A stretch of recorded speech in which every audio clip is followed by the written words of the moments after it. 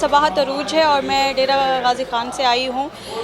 DI Khan में ये जो मुशायरा हुआ है और डेरा जात मेला के नाम से ये जो इवेंट हो रहे हैं काफ़ी दिन से, ये बहुत खुश आइंद है और मुझे बहुत अच्छा लगा। ख़ास तौर पर इसमें ख़वातीन की जो शिरकत है वो बहुत खुश आइंद है, क्योंकि डेरा के आम तौर पर हालात जो हैं वो थोड़े से कंज़र्वेटिव और इस तरह के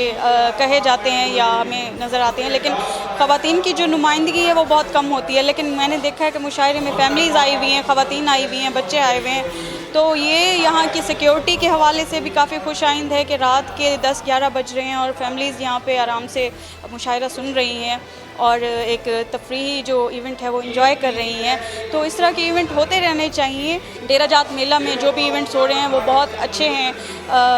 लोगों के लिए, एंटरटेनमेंट के लिए, उनकी पॉजिटिव सरगर्मियों के लिए हमेशा